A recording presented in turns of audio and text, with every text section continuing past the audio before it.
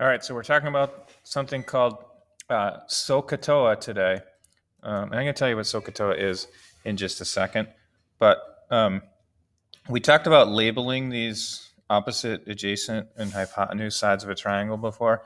I want to show you there's these three buttons on your calculator that you've seen that say sine, cosine, and tangent. And so we're going to start learning what those things do a little bit. And one thing that you should know is they are what's called in math an operation. And right now you don't need to know exactly what it's doing, but if I'm putting in sine and then I'm putting in an angle measure 10 and I hit enter, my calculator gives me a response. Same thing as if I put sine of 45. A 45 is a common angle that you know. It gives me 0.707. If I do sine of 60, you might notice that it went up from 10 to 45. And guess what? It goes up a little bit more. And then I'm going to say sine of 89 is like the biggest angle that I'm ever going to put in that operation. And it gives me a number close to 1. Cosine, same thing. If I put cosine of 10 in there, it's going to give me a number. But what happens with cosine is, you may have guessed it, instead of starting from 0, like cosine, these numbers are going to go down as I move up towards 90. There's a reason for that, but you don't have to know what the reason is. And tangent is actually going to start at 0.17. If I go tangent of 45, I get 1. And let's see if I do tangent of 89, I get a 57. So tangent is a little bit different than sine or cosine. There are buttons that you can hit on your calculator, and there are buttons you're going to need to hit on your calculator. And what you put inside those things are angles. Okay, so now on to SOHCAHTOA. What they often don't teach everyone, you can ask your parents if they remember geometry, and they might remember SOHCAHTOA, but what they won't remember is the correct way to pronounce it, because what they don't teach you is that this H at the end is important to pronounce. So it's actually SOHCAHTOA. And what that stands for is sine is equal to opposite over hypotenuse. Cosine is equal to adjacent over hypotenuse. Tangent is equal to opposite over adjacent. So let's say I have a triangle and I give you this angle right here. Actually, I'm going to say it's, what does that look like? Maybe 50 degrees. And I'm going to say this is 14. And I'm going to say this is the side that I'm looking for right here. What I'm going to do in order to solve this, look, this is a right angle. I'm going to label the triangle. Label it like we did last time. This, let's see, I'll label it even in a different color. This is the opposite. This is the hypotenuse. This is the adjacent. Okay, the side that I'm interested in is the opposite. The side that I have is the hypotenuse. Okay, so there's going to be two pieces of information that you either have or you need. Okay, so I'm going to look over here and I'm going to look which of these three ratios has both opposite and has hypotenuse in it. Well, it looks like sine has opposite and hypotenuse.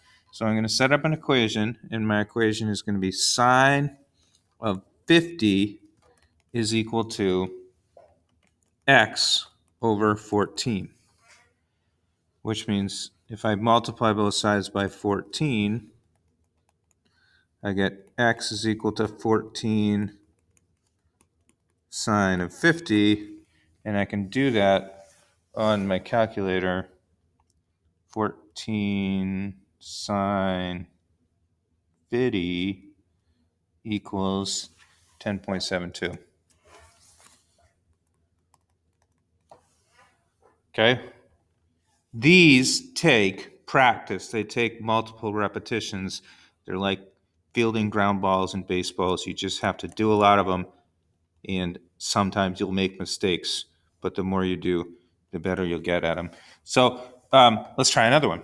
Let's say I go boom, boom, boom. This is X. This is 55 degrees, and this is 7. Okay, I label my triangle. This is my opposite. This is my adjacent. This is my hypotenuse. I have hypotenuse. I want adjacent. Which of these three functions has adjacent and hypotenuse in it? Well, that's cosine. So what's the equation that I set up going to be? Cosine of 55 is equal to x over 7. So I multiply both sides by 7. I get x is equal to 7 cosine of 55, which is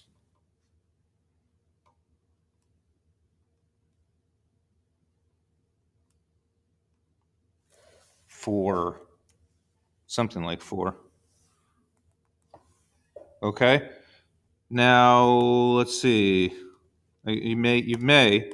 Sometimes I think the game within the game is to predict what type of problem I'm going to do next. I've done a sine. I've done a cosine. You may be thinking the next one he's going to do is tangent. What would that look like? Let's see. I'm going to do two types of variance in this one. Let's say this is 40 degrees. And let's say this is 53. And let's say this is x. All right, so now I label my triangle. This is opposite. This is adjacent. This is hypotenuse. What do I have? I have opposite. What am I looking for? I'm looking for adjacent.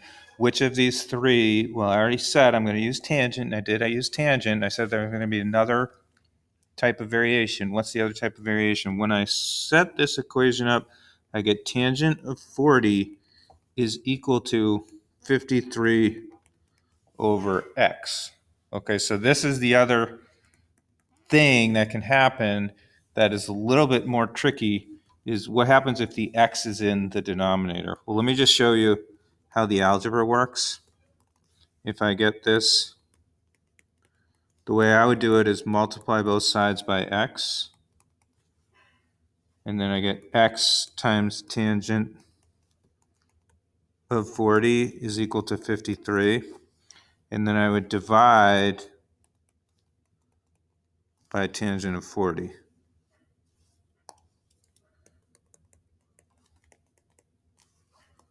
And so I get x is equal to 53.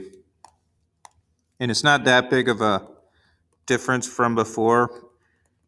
In the other ones, like when your x was in the numerator, you would be multiplying two things. When x is in the denominator, you end up dividing two things. So if I do 53 divided by tangent of 40, that equals 63.16.